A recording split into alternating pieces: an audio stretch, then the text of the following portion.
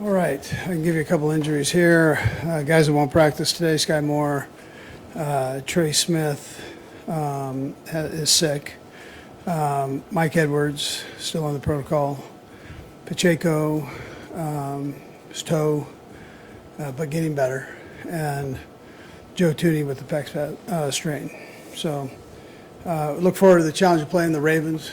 Heck of a football team, very well coached. I mean, John does a phenomenal job there as the head football coach, and he knows the whole game. He was a great special teams coach, great secondary coach, and he's been a great head coach. And very proud of him for all that he's done and accomplished. And then Mike working with the defense. He's not only done it now in the NFL, but he did it at a Division I school in Michigan. Did a great job there, and came back to the Ravens and has really put together a good defense with a heck of a scheme. And Todd's done the same thing offensively. They're playing well. Their quarterback is a spectacular player, and playing well. So as is the other guys, but. It obviously starts with him. So, anyways, with that, time's yours. Andy, just with the ongoing connection between Mike and Travis, is there a way for you to just describe with perspective what that has meant to this whole era for you guys? Sure. They've got a special chemistry. I experienced it with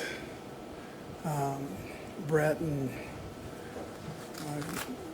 Sharp. I mean, they were phenomenal together, and then I experienced it with T.O. and Donovan, and they were great together. And Sean Jackson stepped in, and they had a chemistry there with Jeremy, and then come here, and these guys developed this chemistry. So I've been fortunate to be around that. But it's hard to explain why and how these guys connect like that, but they do. And they both have a great feel for the game, and then they have a great feel for what the other one sees and is going to do in a very short time span. So, and just as a baseline of everything else you're able to do, I mean, again, is there any way to sort of summarize how that frees up everything else, your faith in that part of the operation? Yeah, I mean, listen, it's part of the equation, obviously, a big part of it, and has been. And so it allows you to do other things and play off of that. But there's some other ingredients that have to take place too to make it all work. Andy, curious what you thought about Shamari Connor after he had to go in the game, and also Al Gray as well. Yeah, so listen, I thought Chamari did a nice job in there.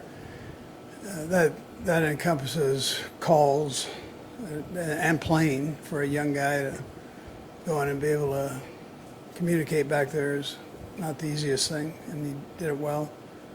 I think it helped that he's been able to go in and nickel situations, dime situations. So it's not the first time he was in the game, but it was for that extended period of time, and I thought he did a nice job. Physical, good tackler, did well in the coverage game.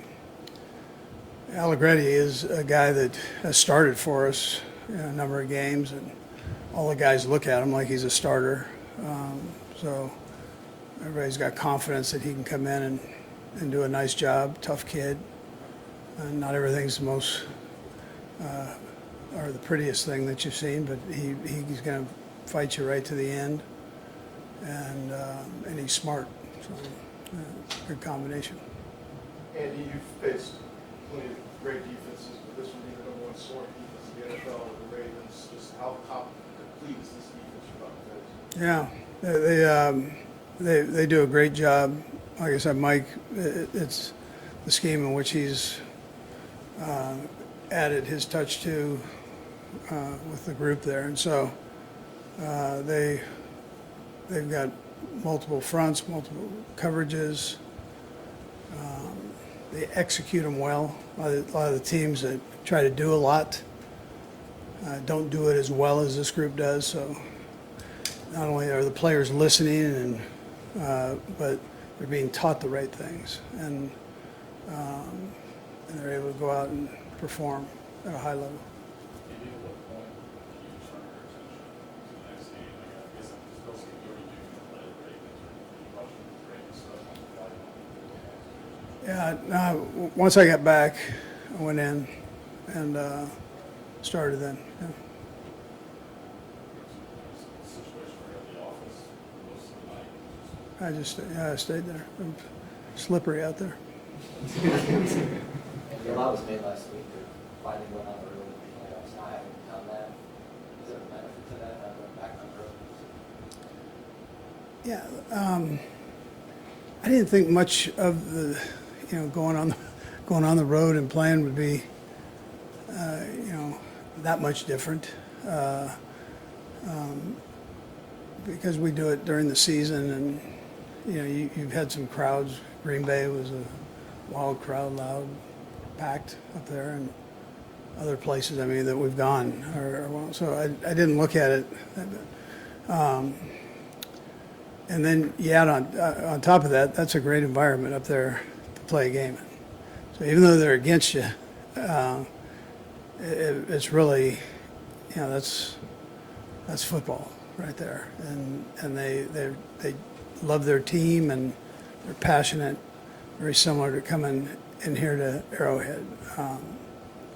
So it's a great environment, and that's the way I've tried to look at that. Talking about road games, Andy, the players really embrace, that opposition role. Just how much did it give you any satisfaction seeing them at the end of the game, just kind of loving about themselves and loving being the quote unquote bad guys?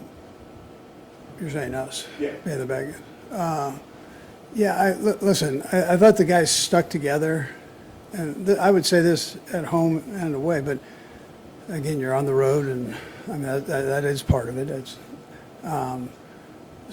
But the guys, they stuck together through the ups and the downs of the game, which every game presents, and they kept battling and kept hope. And I mentioned after the game that I thought that was the thing that jumped out at me the most. Not that I didn't think they would do it, but just at the level that they did it. Supporting each other and nobody flinched, blinked, and just kept battling. And Coach, what would you say is the reason your running attack has improved considerably postseason these past 2 games? Well, listen, I thought we did okay during the year with opportunities there, and but I would tell you that Andy Heck does a heck of a job with no pun intended, but he does a heck of a job with